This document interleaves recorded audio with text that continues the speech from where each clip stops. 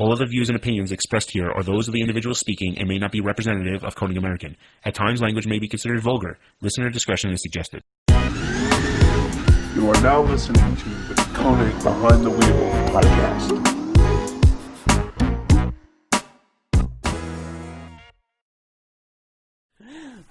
What's going on? Welcome back to another episode of Wheel Wednesday. I'm Scott from Konig. This is Dow from Konig. And, I don't know. How's it going? Good. Same old, different day. How's the car any closer to coming back to life? Hopefully have it today. Yeah. Hopefully. For those of you who don't know, Dow had an unfortunate incident with a rod ejection through his motor. So right through the oil pan. Yeah. It took out the oil pump. It was a good one. It was definitely a good one. But then he got another replacement engine. And that knocked. On startup. On startup, that knocked. So Yeah. then I had to take that whole motor out, and now we're putting a whole nother motor in. So I've had a better day. I've had better days for sure. I feel like we should cue in we don't have the capability right now, but I feel like we should cue in the Three's Company, come in, not come in. So needless to say, around the office, there's been quite a few knock-knock jokes going on. At my dispense. Yeah, they're more funny for us than they are for Doubt. Yeah, I cry when I leave here. It's all right. Yeah, but speaking of engines, so here's what I was thinking about. I saw an article that came out last week. I don't remember exactly what it was, but basically, the subject is that we know how people do engine swaps, right? Yeah. Like we even joked a little bit about you doing an engine swap. I think it was a K-swap on mine? Yeah, right. Volkswagen people are like, really love that, yeah. Right? Yeah, so, there's so many different engine swaps here. I'm making sure that I'm not rubbing my mic against. I think you're good. Yeah, I think so too. So, there's so many different engine swaps that are out there now. And the question is, when we start to look at these engine swaps, where are they going to go in the future, right? We already know that there's a few impending things that are happening.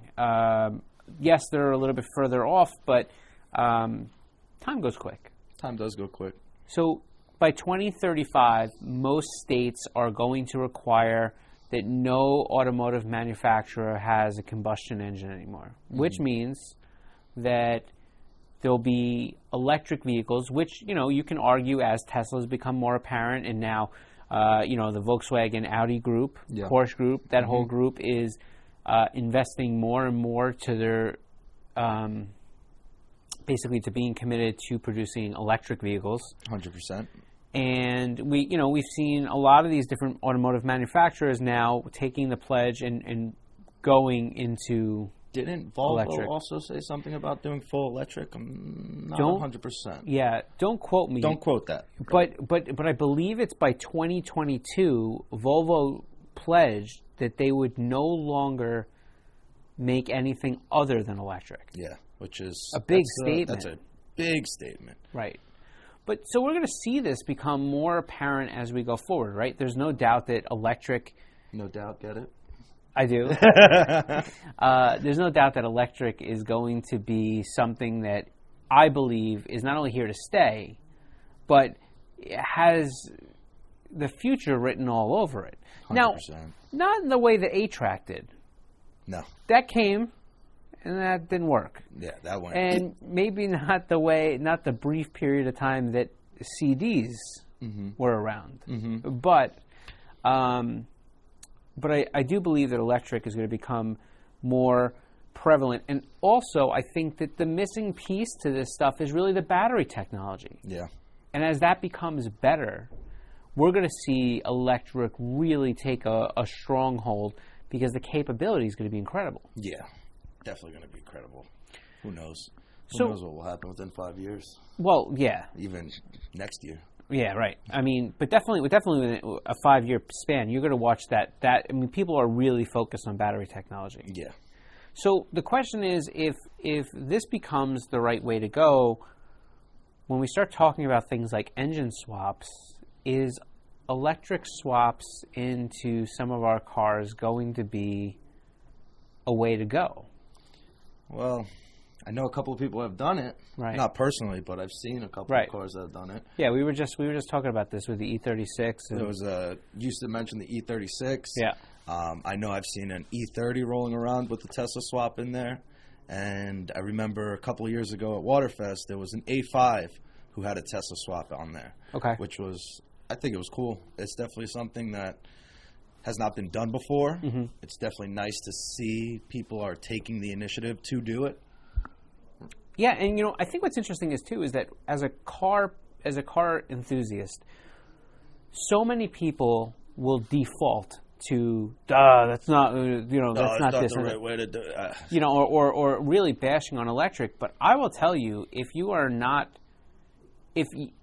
for the people that really haven't, that are really kind of big opponents of the electric type vehicles, I would say there's a good chance that the percentage of them have not experienced driving a Tesla or not have experienced 100%. Being in a Taycan or something to those effects. 100% have not. They rip. They rip. They quick. 0 to 60 is, you're gone. Right. No tire squeal. Nothing. No. Yeah. No grinding gears. Which, by the way, for those that are watching, is slightly illegal in Maryland. In Maryland, Ocean City, it's completely illegal to grind your gears, guys. Just please remember that. No grinding of the gears in Maryland. And if you're clueless as to what we mean, go back 2 podcasts or so. Yeah. So one of the things that's really interesting to me is EV West. If you're not familiar with them, EV West is an electric engine, electric power type of company, manufacturer, etc. And they put out a lot of parts. You can buy complete. Some of them are Tesla-based engines, but basically they allow you to have control modules. They sell you the pieces if you were going to assemble electric vehicles. What they are starting to offer now is swap kits, conversion kits. That's crazy.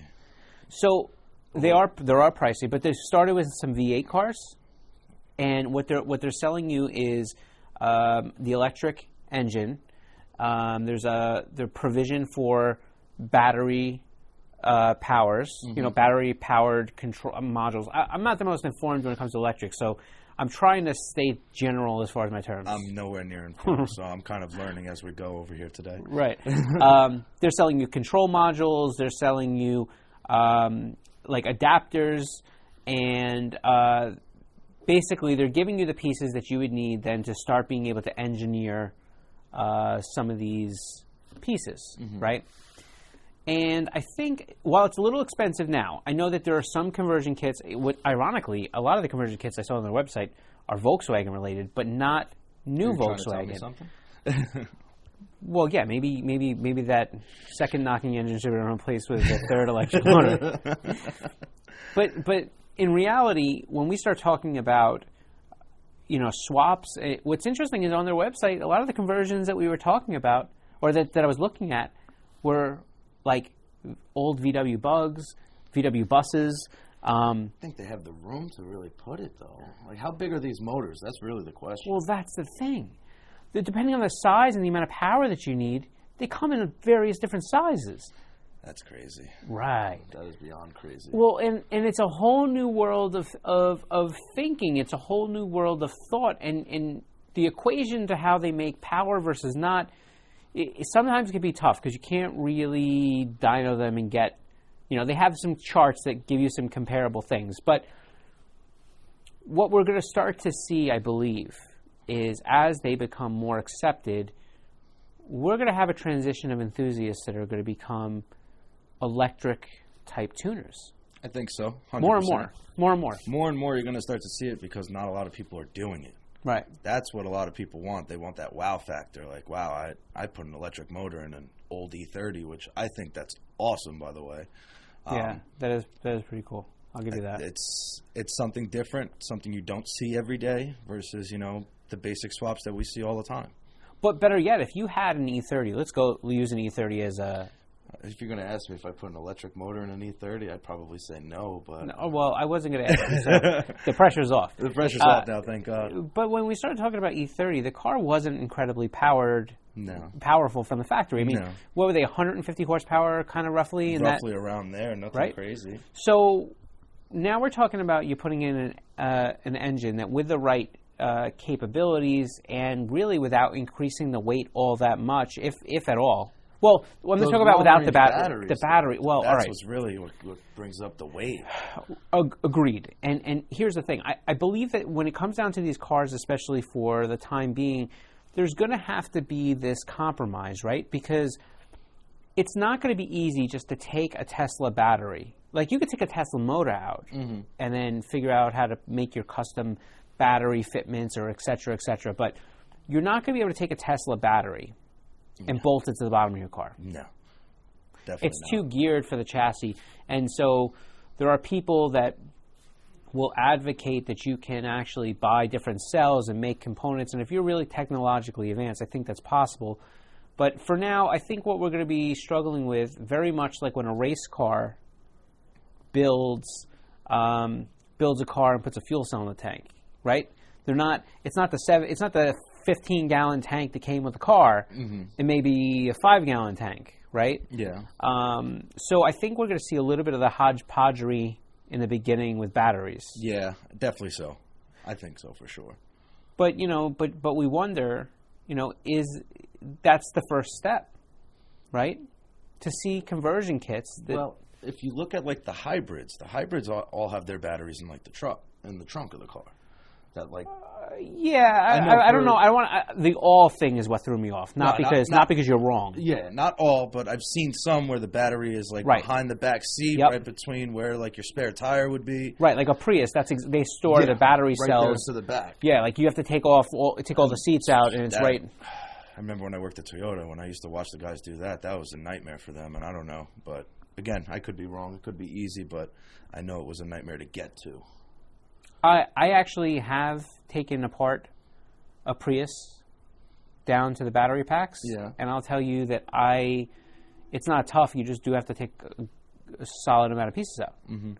But working on batteries is no joke. No. That's electrical work in general for me. I never liked it. I don't like wires. I don't like electricity. So I don't know how comfortable I would be doing that swap. So I could tell you an interesting story, and I won't give you the whole story because time constraints here. But in my first car related job was I worked as a stereo installer. So I worked at a stereo shop, and one day I was assigned to do. I got all the grunt work. I wasn't high up on the food chain there, right? Gotta start somewhere. That's gotta start somewhere. One day, I get the job of grunt work of installing batteries and these bus bars to link the batteries and wire the batteries all together in series. Because what we were doing essentially is it was an Escalator or Navigator, one of those at the time, and the dude had amps and subs everywhere. So there was probably 8 or 10 batteries that they were wiring up. I was just going to say, there was probably so many batteries in the back of that truck. So I got the job of like, hey, like there's all the boxes of Optima batteries. Get them in the trunk, get them, whatever, develop mounting locations for them so they don't get moved and stuff like that. Bus bar them all together, wire them up in series, and leave the leads out so that, another tech could come in, whatever. So that was my job for the day. It was really hot. There wasn't any air conditioning in the back. The door kept going over. I'm like in the back, kind of like kneeling, but like, whatever, so I don't hit my head. And then I'm in the trunk, like bouncing around the car. Anyhow, bottom line is, the sweat sometimes it would drip and it kind of gets you in your nose, and then sometimes you have the sneezes. Go right into your eye, and you start rubbing your eye. I will say that the shock that you get from batteries that are starting to be connected to all together, it's substantial. And I will not be doing that today. That's not even one of those pack cells. I had a crescent wrench in my hand, and I know what you said, not a crescent, but like an adjustable wrench. And again, I was younger, and I wish I had used something different. I also wish I had used a rubber insulated handle. But as I sneezed, I slipped and caught 2 terminals. And when I tell you that I felt like I couldn't let the wrench go, my fist clenched so tight around the wrench, I didn't know if it was ever going to stop. Just making it worse. Anyhow, so be careful with batteries. Hopefully somebody came and pulled you off. Well, it wasn't like no, I got myself Like off. an electric fence, But I remember the feeling of my hand feeling like I had never clinched anything so hard before. Anyhow, so they're starting to sell more of these swap kits, especially for V8 cars and different things, where they're giving you so many pieces to be able to develop mounts, install these engines into cars. And while it does feel a little unnatural to maybe not have, a gear shift, while it may not feel natural to not hear your car start, one of the things that's going to happen is we're going to have that tuning phase coming where people are going to be, the way they add turbos and stuff, they're going to be looking for battery, modifications. They're going to be looking for controller modifications, motor modifications, how many motors, locations of motors. Mm-hmm. It's going to be a different level of tuning. And so the question is, as an automotive enthusiast, are you prepared to eventually make that jump? Personally? Yeah. Probably not. Really? Yeah. I don't know. So let's go 10 years down the road. Well, no, I'd let's have not to do that. see how it would, what's the word I'm looking for? I don't know what word I'm looking for right now. All right, so let's go down this road. Let's say in the next few years, mm-hmm. you're in the market for a new vehicle. Mm-hmm. And let's hypothetically say by that time, Volkswagen has put out an electric GTI. Now, let's go one step further. We're not going to say it's not like the Ford Mustang where they turned it into an eco-wagon, right? Yeah. Let's say it looks like a GTI, but the difference is it's electric powered. No turbo. There's no turbo. But let's keep going down the road. Mm-hmm. Let's say that at that point, tuning companies like, I don't want to call out specific companies, but like the popular Euro tuning companies that we all know. Mm-hmm. Let's say they've developed a flash for it that now changes the output. While it does speed up the battery use. I was just going to say it does speed up the battery use, and so let's say that maybe they've come out with these cars and they've said you have 300 miles per charge. And they say, all right, well, we can decrease your mile charge to 225 miles per charge or 200 miles per charge. Mm-hmm. But we can give you the equivalent. So let's say the car comes with the equivalent of 300 horsepower, but 400 pounds of torque right out of the box. And now let's say that this by tuning it, by flashing it, mm-hmm. they're saying we can get you up to the equivalent of 500 horsepower and 780 foot-pounds of torque, the equivalent. Do you? And let's right. But now we're there, right? Mm-hmm. Well, now would you buy an electric-powered car? That is something I would definitely have to test drive and see what my face looks like. Okay, so have you been in a Tesla? Honestly. Honestly, no. I've sat in the big trucks, but I've never physically driven them or been driven in them. I don't have an issue with any of the Teslas, though. I'm not like, oh, it's electric. I don't like it, but. But so what I'm saying is, let's say you get in, you put this thing to the floor, and this car takes off. I'd probably be down. All right. I would probably consider it at that point. Of course, depending on what price is, but yeah. Right. Well, we all can agree that a loaded GTI brings you what, mid-30s? Low 30s? 32. I'm not talking about Golf 33, R. I'm not talking about 32 around. Okay. If you get a fully loaded package. So let's say these cars go to 40, mm-hmm. right? Because I believe what's going to happen here is cars are going to get more expensive, especially initially. Mm-hmm. But they're going to get more expensive because not only does it cost more to make the car and the battery technology, but I believe that they're going to factor in cost savings. Mm-hmm. They're going to factor in maybe some incentives that are going to be available, but they're going to factor in the fact that you're no longer going to be paying for gasoline. It's pretty much going to be like how you're describing when the hybrids first came out. Or how the Teslas are. Yeah, or even the Teslas, yeah. Right. Again. I think about that, and I think, wow, it's pretty exciting. Mm-hmm. Because the average person isn't like me. The average person isn't the guy that wants to physically work on the car. Mm-hmm. The average person wants to have stuff done in the car, but then, they may take it to a shop or whatever. And so tuning capability the world I just painted for you is where tuning capability still exists. Accessorizing your vehicle still exists. Of course. Upgrading your car to an extent still exists. Mm-hmm. And so I guess my question out to people that are going to make that thing is, so what did we lose? We lost a clutch, pedals, the ability to shift. You won't grind gears. You won't illegally grind gears. Illegally grind gears. Now, what if you?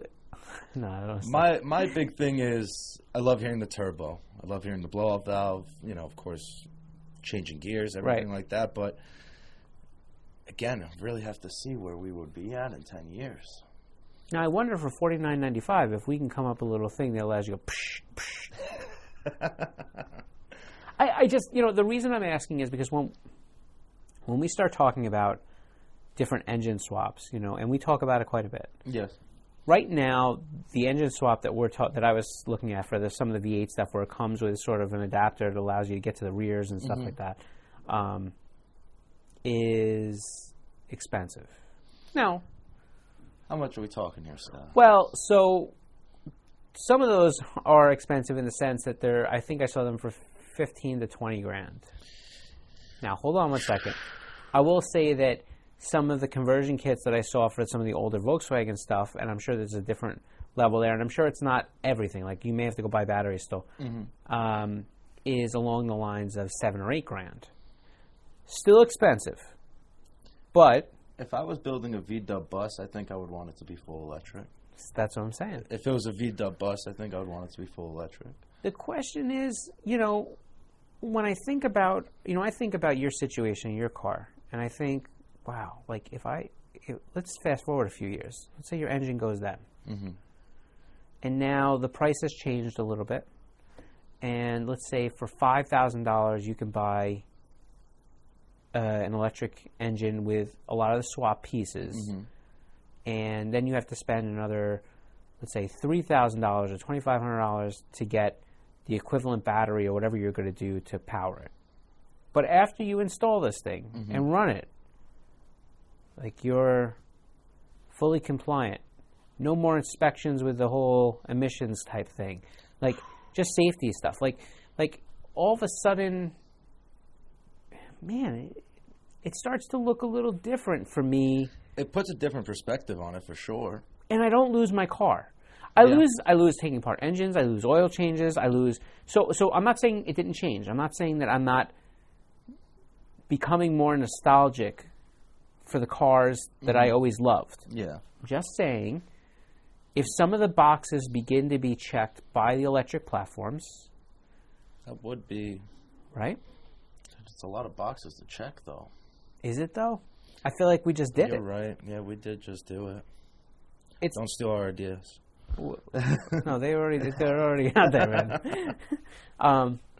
Anyhow, I really think there's something interesting to it, and I think there's a lot of benefit to some of these platforms as they go forward, and to embracing some of this.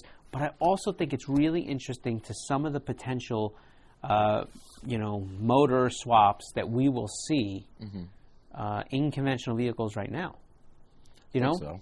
The companies that rush to get some of these things done, where we start getting to affordable battery technology, to where we get to the point where not only are you giving people the kits to install, but you're giving them the wiring and equations to be able to link to their body control modules and, link to their different CAN bus systems and stuff so that things work, right? Because you're not going to really need a TAC. It's completely irrelevant, but maybe we turn that into a big electric use gauge, Yeah. What I'm saying is I think that there's going to be some room there for some pretty interesting technology. I'd love to see it. I can't wait to see it. I can't wait to see more cars being done with an electric motor. Again, because I like the rareness of things. I like things that aren't constantly done over and over and over and over again. Going with like an electric swap on an older car, I dig it. I'm with it. Yeah. Like when I saw that E30 from, I forgot how many years ago now. It's probably been at least 4 or 5 years. I was all about it. And Yeah. I remember hearing some of my friends complaining like, oh, but it's not, I screw the electric, blah, blah, blah. I want, the clutch, everything. It's something different, which puts it into a different bracket for me. Yeah. Where I could appreciate it. I really like, there's an E36 drift car that's out there. Drift car. Yeah, and it's sick. Well, now remember that last year we sponsored the first ever Formula Drift Pro electric drift car. That Travis Reeder drove it with Napoleon Motorsports, and that was the Camaro, that EL1 Camaro that they did. And that was Tesla powered, and they had a big learning curve, but it was officially the first professional drift electric powered Formula Drift car. So it's interesting to see these things, and I believe that as much as they may not get the credit for it, that team, they really did pioneer into a sport to at least leave their mark on history for it, Yeah. So by the way, if you want to know what a Tesla powered track day sounds like, I'm gonna let you hear it right now. So we hope you enjoyed that. That's what it sounds like. Right? No, that would seriously. probably be the one thing that kills me the most. And like, if I ever did an electric swap, is how quiet it would be. So I kid you not. Oh, but is it really though? Because how many times you get in your car and you don't listen to the radio? You're not listening to the music. It really depends on the day. Really? Yeah. Some days I'll have it low to where I hear the car. Yeah. Really depends on where I'm driving, how I'm driving, of course, all that good stuff. But, Right. I get that. I actually have been at a Tesla track day. Yeah. Not inadvertently, I was there for something else. It's probably very quiet. Well, it is awkward. And the same thing was like when we all went out to Formula Drift to go actually see the EL1 Camaro. It is eerie because all you hear is tire noise and like the rocks kicking up from the pavement. Yep. So it feels a little surreal. It almost feels like you're watching one of those movies where the subtitles should be underneath, but there's no subtitles. Yep. Yeah. But anyhow, so that was it. So we'll leave you with this question before we get out of here. We of course missed in the intro telling you to give a thumbs up and subscribe. So maybe do that now if you're still do it here. now. If you're still watching. But the question we'll leave you, and we would like you to put it down below, is how do you feel about electric vehicles? If the situation described with the GTI was real, would you consider it? Is it something you're looking forward to? Do you feel that electric vehicles and electric power for cars detracts from being a car enthusiast? Or do you feel that a lot of the things that still cause you to be an enthusiast will be available? Like tuning will, that's the thing I think the biggest misconception that people have. I think that people really think that once you put an electric motor in, there's just nothing else to do. There has to be. There's going to be. There will be. Yeah. Because electric tuning has been around for quite a while. They've used it in motorcycles and different projects, and those guys, they have power solutions. Like they've developed control modules. They've figured out, and it always comes down just as the battle between what type of form you're using. Like endurance racing on electric would be a tough thing. That would be tough. But Formula E is electric vehicles, and they do race, and a lot of this is going to be regenerative power. Now, what happens when the battery dies? So a lot of that stuff, that, from what I understand, is what I was mentioning, that regenerative power, where they're using the kinetic energy from brakes and drivetrain and stuff to then reharness to charge the battery. Right, so. and the problem is solar charges so slowly, but they have all these different little tricks that they're doing to to develop onboard power, and to conserve existing power as it's in use. So I don't know anything other than that. It's more than what I know. Yeah. So, I guess that's about it. You have anything else you want to say about electric tuning? No. That's it. That's not sure. Not sure. So, anyhow, let us know what your comments are, what your thoughts are. And I don't know. Remember, we go live every Wednesday, 3 p.m. Eastern on Instagram and Facebook. So if you have any questions about this or anything else, join us over there. And I don't know. We will catch you back here next Wednesday. Take care of yourself.